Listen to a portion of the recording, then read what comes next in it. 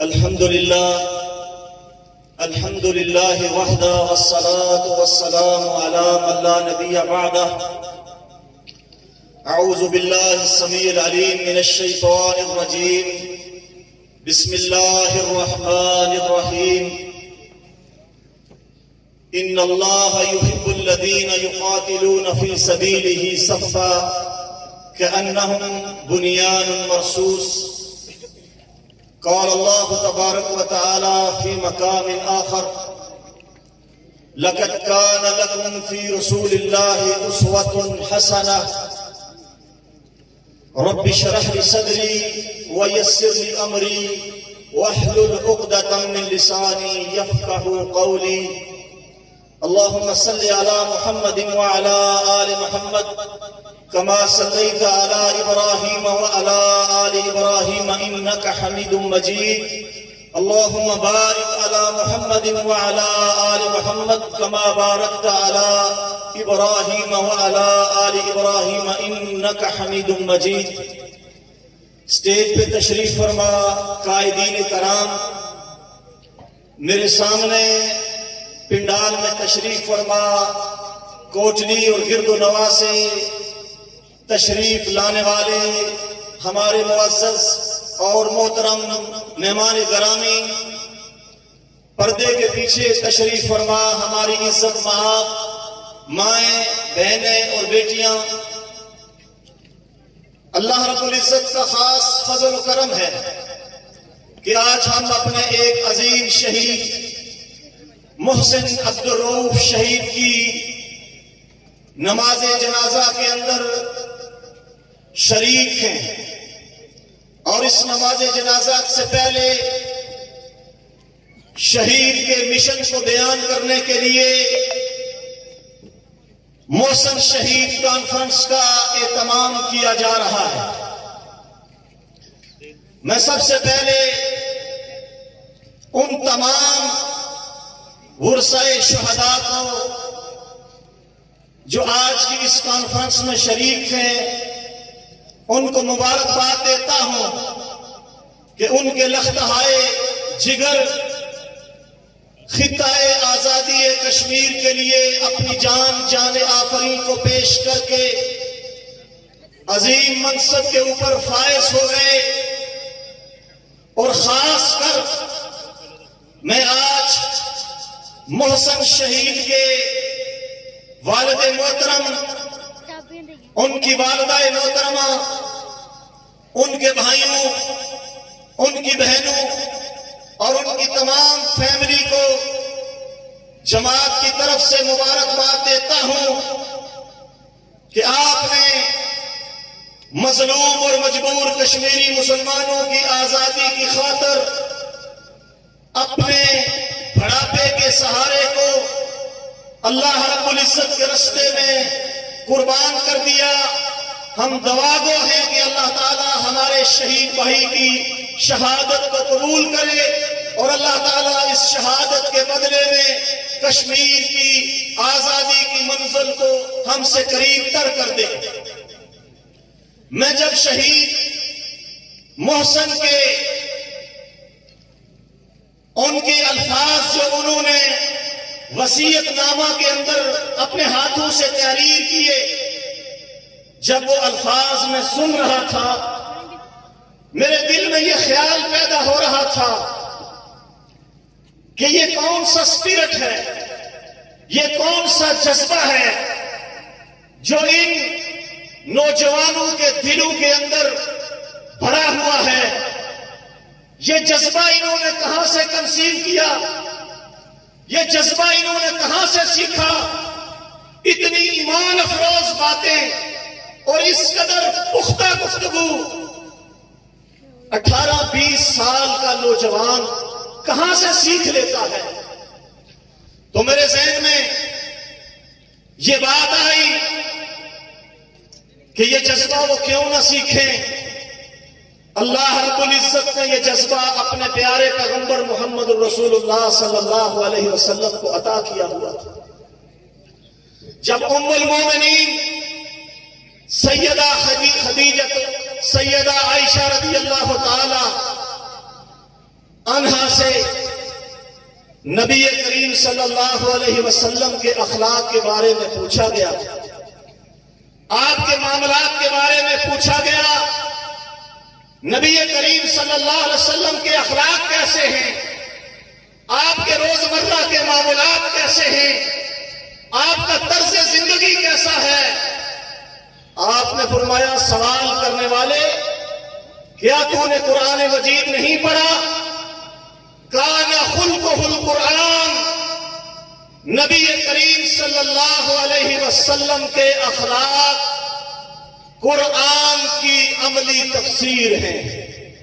ایک قرآن دو جلدوں کے درمیان کاغذ پہ لکھا ہوا ہے، اور ایک قرآن مدینہ کی گلیوں میں چلتا پھرتا محمد صلی اللہ علیہ وسلم کا عمل ہے۔ آپ کا عمل قرآن ہے۔ نبی کریم صلی اللہ علیہ وسلم نے جن کو ہم اپنا آخری نبی و رسول مانتے ہیں، جن سے محبت ہمارے ایمان کا جزو لا ينفك ہے، جن سے عقیدت و محبت ہمارے ایمان کا لازمی حصہ ہے، وہ نبی کریم صلی اللہ علیہ وسلم کا اخلاق جہاں پر سچ بولنا تھا، جہاں پر راست بازی تھا، جہاں پر دیانتداری تھا، جہاں پر صبر تھا، جہاں تحمل تھا، جہاں آپ غریبوں کے ساتھ احسان کیا کرتے تھے، یتیموں کا سہارا بنتے تھے، بیواؤں کا بوجھ اٹھاتے تھے، کمزوروں کے سر پر دست شفقت رکھتے تھے، وہیں نبی کریم صلی اللہ علیہ وسلم کا اخلاق یہ تھا کہ آپ ظالم، جابر، غاصب قوتوں کے خلاف علم جہاد بھی بلند کیا کرتے تھے۔ آپ ان کے مقابلے میں ننگی تلوار لے کر میدان عمل کے اندر نکلا کرتے تھے۔ کان خلقہ القرآن، یہ بھی نبی کریم صلی اللہ علیہ وسلم کا اخلاق ہے۔ اللہ تعالی مجید میں کیا فرماتا ہے؟ لَقَدْ كَانَ لَكُمْ فِي رَسُولِ اللَّهِ أُسْوَةٌ حَسَنَةٌ، کوچلی کے لوگوں، تمہارے لیے نبی کریم صلی اللہ علیہ وسلم کی زندگی میں بہترین نمونہ ہے۔ جاؤ جا کر دیکھو قرآن مجید کی یہ آیت جو سب سے زیادہ ہم پڑھتے ہیں، خاص کر ربیع الاول کے مہینے میں پڑھتے ہیں، نبی کی زندگی میں تمہارے لیے بہترین نمونہ ہے۔ یہ سورہ الاحزاب کی آیت ہے، اور یہ آیت اس وقت اتری جس وقت رسول اللہ صلی اللہ علیہ وسلم میدان خندق کے اندر اپنے پیٹ پر دو پتھر باندھ کر کھڑے تھے۔ صحیح بخاری کی حدیث اٹھا کر دیکھیں، برا بن عازب رضی اللہ تعالیٰ عنہ فرماتے ہیں، خندق کے اندر نبی کریم صلی اللہ علیہ وسلم کی حالت یہ تھی کہ ہم نے اپنی آنکھوں کے ساتھ دیکھا رسول اللہ صلی اللہ علیہ وسلم کا کپڑا کمر سے اٹھا ہوا تھا، اور آپ خندق کے اندر اپنے ہاتھوں سے خندق کھود رہے تھے، مٹی اٹھا اٹھا کر خندق سے باہر پھینک رہے تھے، اور صورتحال یہ تھی کہ بھوک کے مارے آپ کے پیٹ پر دو پتھر بندھے ہوئے تھے۔ مہاجر بھی آپ کے ساتھ تھے، انصار بھی آپ کے ساتھ تھے، آپ مسلسل یہ نعرہ لگا رہے تھے، اللہم لا عیش الا عیش الآخرہ فاغفر للمہاجرین والانصار۔ آپ یہ اشعار پڑھ رہے تھے، اور اس کے جواب میں صحابہ کرام یہ اشعار پڑھ رہے تھے، نحن الذین بایعوا محمدا علی الجہاد ما بقینا ابدا۔ ہم تو وہ لوگ ہیں جنہوں نے محمد صلی اللہ علیہ وسلم کے ہاتھ پر بیعت کر لی ہے، اس چیز پر جب تک زندہ رہیں گے جہاد کرتے رہیں گے، کبھی جہاد سے پیچھے نہیں ہٹیں گے۔ یہ نبی کریم صلی اللہ علیہ وسلم کا اخلاق تھا، اور یہی اخلاق اس دور کے جوانوں نے سیکھا جو میدان جہاد کے اندر ابو دجانہ سباق بن خرشہ رضی اللہ تعالی عنہ کی شکل میں میدان جنگ کے اندر ماتھے پر سرخ رنگ کا رومال باندھ کر، ہاتھ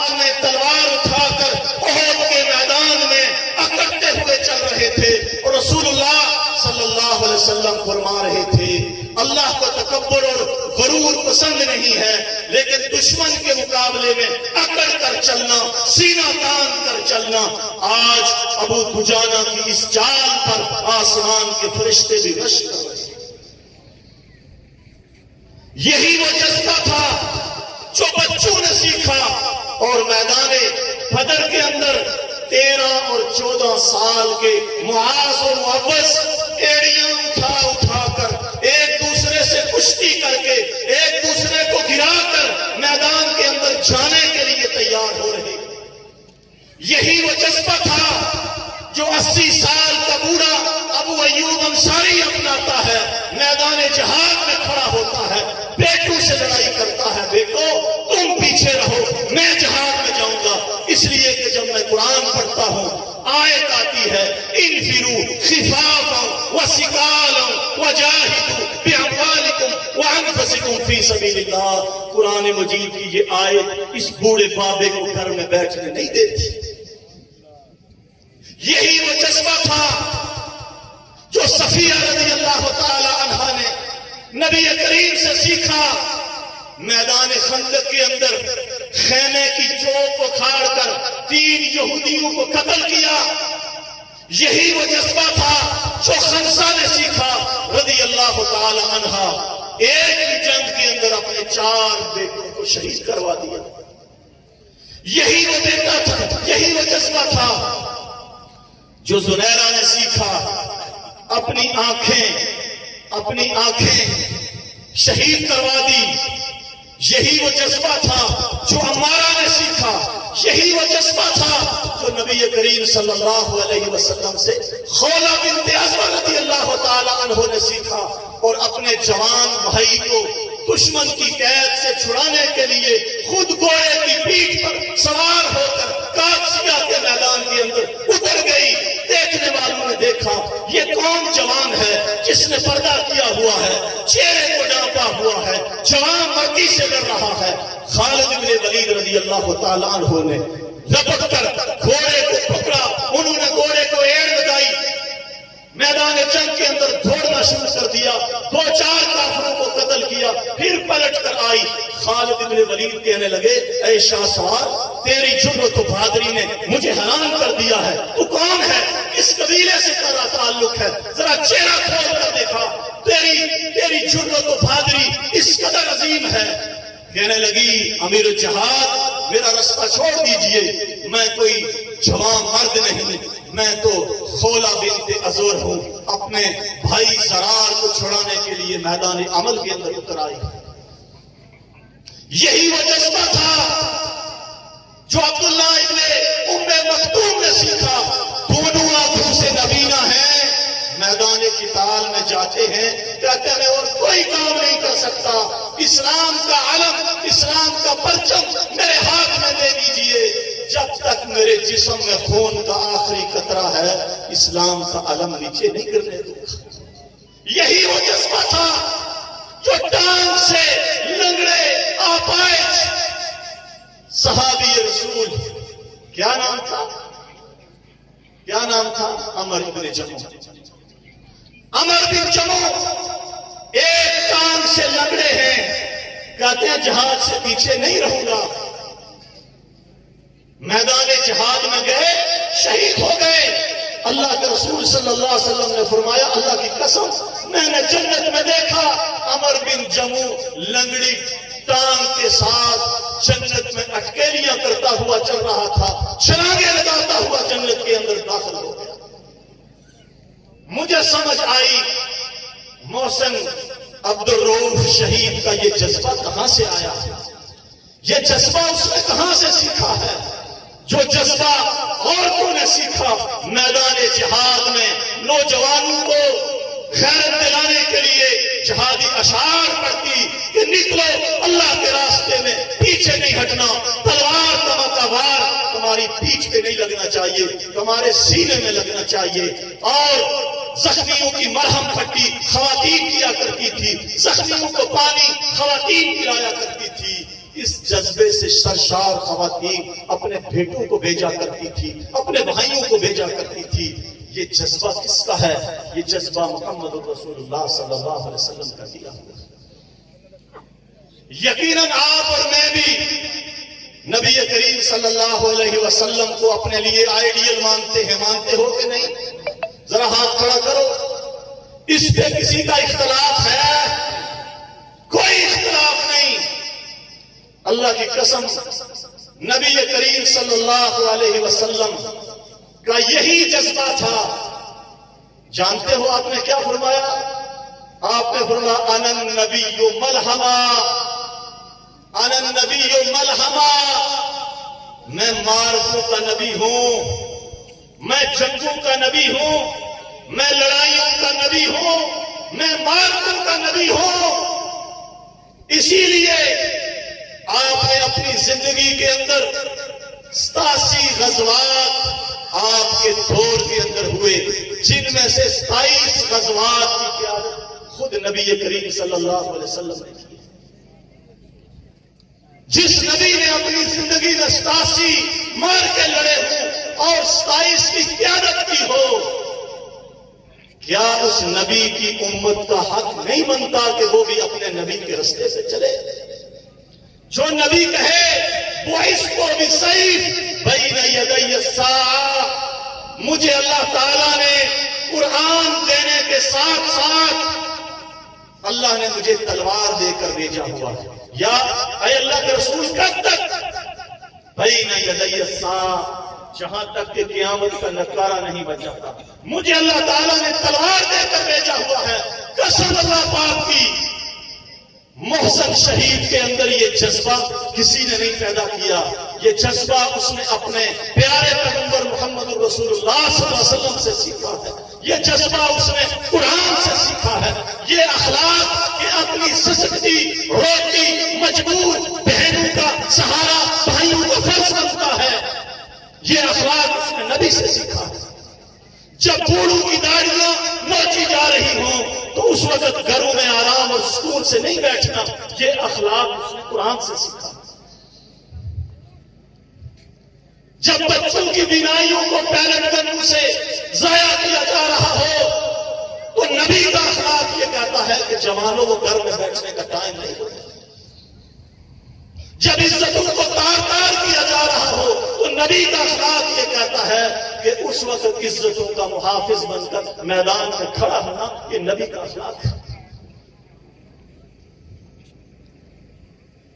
محترم بھائیوں، آپ حیران ہوں گے کہ آج کے اس جدید دور کے اندر سب سے زیادہ انویسٹمنٹ عالم کفر اگر کسی چیز پہ کر رہا ہے، اس پیریڈ کو روکنے پہ کر رہا ہے، اس جذبے کو ختم کرنے پہ کر رہا ہے، جہاد کو روکنے پہ کر رہا ہے.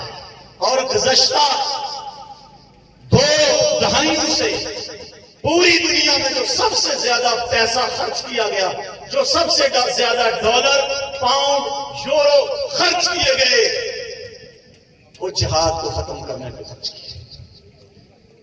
So called war on terror جو افغانستان میں لڑی گئی، دنیا میں نام اس کو دیا گیا کہ یہ دہشت گردی کے خلاف جنگ ہے. دراصل وہ دہشت گردی کے خلاف جنگ نہیں تھی، وہ جنگ اسلام کے خلاف تھی، وہ جنگ جہاد فی سبیل اللہ کے خلاف تھی. اللہ کا قرآن کیا کہتا ہے؟ والذین کفروا ينفقون اموالهم ليصدوا عن سبیل اللہ فسينفقونها ثم تكون عليهم حسرة ثم يغلبون. یہ کافر اپنا مال خرچ کرتے ہیں تاکہ تمہیں اللہ کے رستے یعنی جہاد سے روک سکے، اللہ کے رستے جہاد سے روک سکے. جو پینٹاگان نے اسٹیٹسٹکس دیے اس کے مطابق افغان جنگ کے اندر 2020 کے جو اسٹیٹسٹکس تھے اس کے مطابق امریکہ نے افغان جنگ کے اوپر 20,000 ارب ڈالر خرچ کیے. کتنے؟ 20,000 ارب ڈالر. اور ہمارا قرضہ کتنا ہے؟ 150 ارب. کہاں 150 ارب اور کہاں 20,000 ارب. اور انہوں نے کہا کہ اس 20,000 میں 15,000 براہ راست جنگ میں خرچ ہوا اور 5,000 ارب ڈالر سود کی ادائیگیوں کے اوپر خرچ ہوا. 9 لاکھ سے زیادہ افغانیوں کو شہید کیا گیا. پورے افغانستان کو کوڑا موڑا بنا دیا گیا. کیا عالم کفر کی طرف سے یہ خرچ کرنا، یہ جنگیں چھیڑنا صرف افغانستان میں ہے؟ نہیں. اس وقت دنیا میں شیطان جو ہے، اسٹینک ٹرائیکا، شیطانی مثلث، یہ 3 رکنی شیطانی اتحاد جس میں گائے کی، بندر کی پوجا کرنے والا ہندوستان،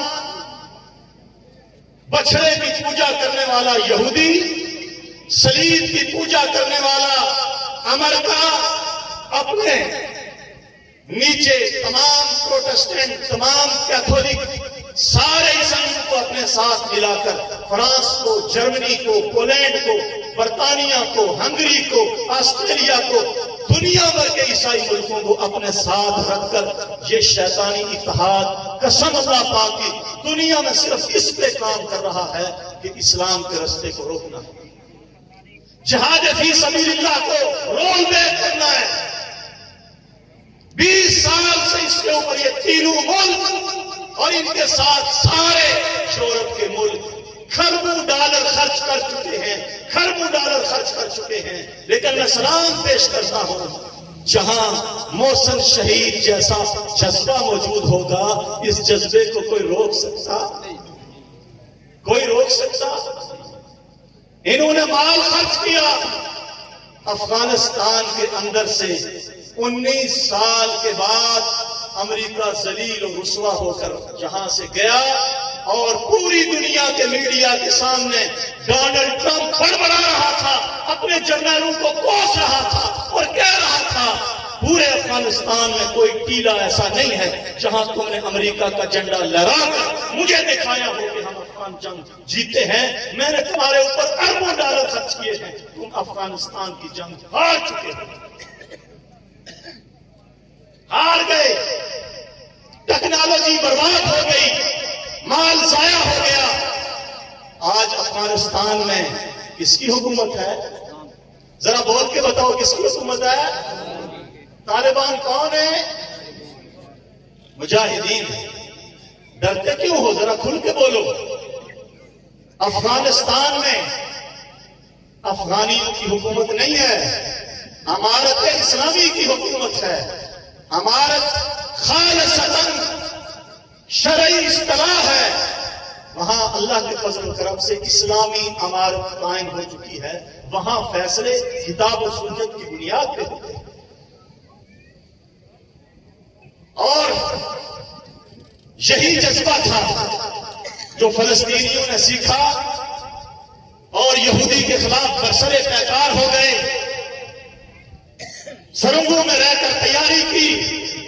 اسماعیل ہانیہ کے جانشین تیار ہوئے. ابو عبیدہ دنیا کے نوجوانوں کا ہیرو بنا. آئرن ڈوم تباہ ہوا. موساد کی دنیا میں جنگ ہسائی ہوئی. حماس نے اسرائیل کو للکارا. ایک ہی بار میں اس کے 1200 فوجیوں کو قتل کیا.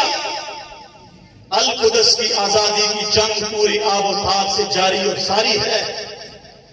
اسرائیل جیسا جدید ٹیکنالوجی رکھنے والا ملک سال پورا ہونے کو ہے، فلسطین کو مسخر نہیں کر سکا، فلسطین پہ قبضہ نہیں کر سکا. آج بھی وہاں اسلام کے بیٹے جنگ لڑ رہے ہیں اور قربانیاں دے رہے ہیں. 38,000 لوگ شہید ہو چکے ہیں، جن میں بچے بھی ہیں، عورتیں بھی ہیں، جوان بھی ہیں، مجاہدین بھی ہیں. انشاءاللہ العزیز جو جذبہ جہاد کا ان کے دلوں میں پیدا ہو چکا ہے، اس کے نتیجے میں انشاءاللہ بیت المقدس آزاد ہوگا. اور جس حبیث دشمن سے ہمارا سامنا ہے یہ 2 جگہوں پر ذلیل ہو چکا ہے. اس نے 5 ارب ڈالر افغانستان میں خرچ کیے. رات کے قونصل خانے کھولے، ہر رات میں، قندھار میں، کابل میں، خوست میں، مزار شریف میں. ان کونسل خانوں کے ذریعے اس نے پاکستان میں دہشت گردی کے اڈے قائم کیے، دہشت گردی کروائی، اس نے کابل کا ڈیم بنایا، اس نے کابل میں یونیورسٹیاں بنائی، اور اس نے کابل میں روڈیں انفراسٹرکچر بنائے۔ اس گمان میں تھے کہ اگلے 20-25-30 سال کابل میں بیٹھیں گے، بلوچستان کی علیحدگی کی تحریک چلائیں گے، خیبر پیکے میں دہشت گردی کھڑی کریں گے، آزاد کشمیر کے اندر بد امنی کھڑی کریں گے، اور اس کے بعد پاکستان کو ٹکڑوں میں تقسیم کر دیں گے۔ اس خوش فہمی کے اندر افغانستان میں مودی انویسٹ کر رہا تھا۔ اللہ کے فضل و کرم سے جب کابل پر مجاہدین نے کنٹرول حاصل کیا، مودی کی ساری انویسٹمنٹ کابل کے ڈیم میں ڈوب چکی ہے، وہاں سے فرار ہو گیا، اور اس بنگلہ دیش میں، جس بنگلہ دیش میں مودی نے اپنی بدصورت حسینہ کو بٹھایا ہوا تھا، وہ قوم پرست، سیکولر، بے دین، بدصورت حسینہ جو کابل میں بیٹھی ہوئی تھی، جو دو قومی نظریے کو فراڈ کہتی تھی، دو قومی نظریے پہ کھڑے ہونے والوں کو غدار اور رضاکار کہتی تھی، اللہ کے فضل و کرم سے اسلام کے نام لیواؤں نے، لا الہ الا اللہ کا نعرہ لگانے والوں نے چند دن پہلے اس کو وہاں سے چلتا کیا، اور وہ فوجی ہیلی کاپٹر پر بیٹھ کر ڈھاکہ سے نکلی، ذلیل اور خوار ہوتے ہوئے ہندوستان کے اندر چیختی ہوئی پہنچی کہ باپ مجھے بچا لو، مجھے البدر اور شمس کے نوجوانوں نے یہاں سے نکال دیا ہے۔ اور پھر ماحول ڈھاکہ کا بدلہ، چٹاگان کا بدلہ، میرپورہ کا ماحول تبدیل ہوا، شہر کے اندر مظاہرے ہوئے، ہاتھوں میں نوجوان جہاں سبز بنگلہ دیش کا پرچم پکڑے ہوئے تھے، وہیں پر ہاتھ میں چاند اور ستارے کا، لا الہ الا اللہ کا، پاکستان کا پرچم بھی پکڑے ہوئے تھے، نعرے لگا رہے تھے، تیرا میرا رشتہ کیا، قسم اللہ کی یہ نعرے لگا رہے تھے، پاکستان کا مطلب کیا، لا الہ الا اللہ، تیرا میرا رشتہ کیا، لا الہ الا اللہ، یہی نعرے سری نگر میں لگتے ہیں، یہی نعرے چٹاگان میں لگتے ہیں، یہی نعرے اللہ کے فضل و کرم سے آزاد کشمیر میں لگتے ہیں، تیرا میرا رشتہ کیا، لا الہ الا اللہ، لا شرقیہ ولا غربیہ، اسلامیہ، چٹاگان کا مسلمان بھی ہمارا بھائی ہے، ہندوستان کا مسلمان بھی ہمارا بھائی ہے، کشمیر کا مسلمان بھی ہمارا بھائی ہے، فلسطین کا مسلمان بھی ہمارا بھائی ہے۔ قوم پرستی کے بت مسمار ہو چکے ہیں، عصبیت اور لسانیت کے بت پاش ہو چکے ہیں، انشاءاللہ آنے والا وقت اسلام کا پھریرا پوری دنیا میں لگا ہے۔ اور ہم آج یہ کہنا چاہتے ہیں،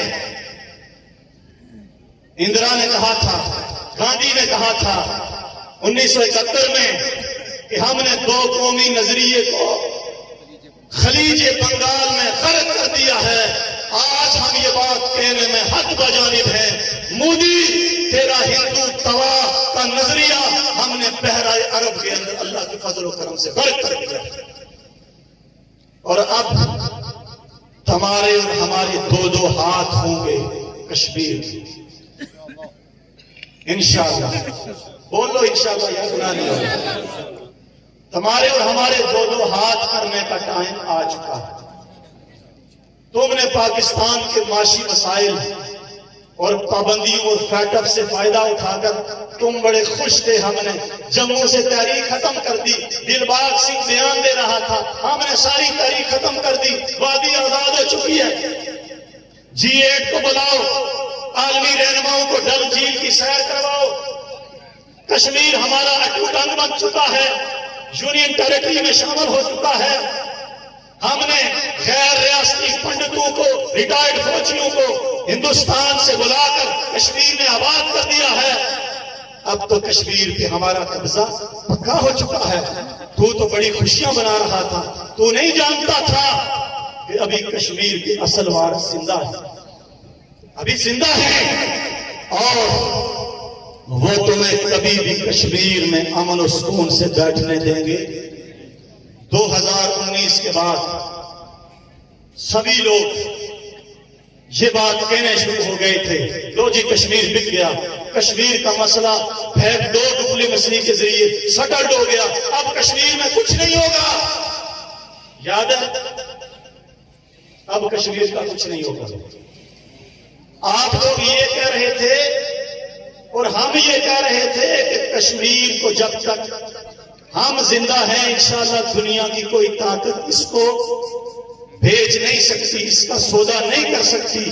پھر آپ نے دیکھا 2019 سے باغ سے سیف اللہ دانیال اٹھا، رانا کوٹ سے ضیاء مصطفیٰ اٹھا، عبد الوہاب اٹھا، کاسا شہید اٹھا، سدنوٹی سے ارسلان شہید اٹھا، کوٹلی سے عبد الباسط اٹھا، اسامہ شہید اٹھا، عبد الباسط اٹھا، میرپور سے وسیم اٹھا، سنان اٹھا، اور اب آپ کے پاس سے محسن شہید اٹھا اور بتا دیا کشمیر کے وارث موجود ہیں، کشمیر کے وارث زندہ ہیں، یہ ہندوستان کو کشمیر پہ قبضہ نہیں کرنے دیں گے۔ اللہ کی قسم ان مٹھی بھر مجاہدین نے 10 لاکھ ہندوستانی فوج کو کشمیر کے اندر ناکو چنے چبائے۔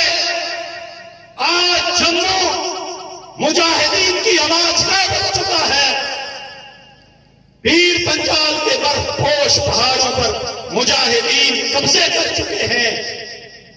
پنچ رجوری کے اندر مٹھی بھر مجاہدین کا اللہ کے فضل و کرم سے بہترین اسٹرانگ ہولڈ موجود ہیں، اور وہ گزشتہ 2 سال سے مسلسل ہندوستان کو بتا رہے ہیں کہ تم ہمارا بال بھی بکا نہیں کر سکتے، انشاءاللہ ہم تمہیں جموں میں بھی ماریں گے اور وادی کے ہر ضلع میں تمہیں ماریں گے۔ میرا پورا یقین ہے کہ اگر یہ جذبہ موجود رہا، یہ اسپرٹ موجود رہا، میری مائیں اور بہنیں اور بیٹیاں خولا اور امارہ اور خنسا کی عملی تصویر بنتی رہی، میرے بوڑھے باپ ابو ایوب انصاری کا جذبہ پیدا کرتے رہے، اور میرے جوان حیدر کرار کا جگر اپنے سینے میں رکھتے رہے، تو وہ وقت دور نہیں ہے جب ہم کشمیر کو آزاد کروائیں گے اور ہندو فوج کا پیچھا کرتے ہوئے انشاءاللہ دلی اور بمبئی کے اندر داخل ہوں گے۔ اس کے لیے تیار ہو، مقابلہ کرو گے، جہاد کے لیے کھڑے رہو گے۔ کوئی پروپیگنڈا آپ کو متاثر نہ کرے، کوئی پابندی آپ کے قدموں کی رکاوٹ نہ بنے، کوئی کسی کا کمزور موقف اور حکومتوں کا دباؤ اور سیاستدانوں کی کمزور پالیسیاں آپ کے رستے کی رکاوٹ نہیں بننی چاہیے۔ آپ اپنے نبی کے طریقہ پر چلتے ہوئے، اللہ کے قرآن کے حکم کے مطابق چلتے ہوئے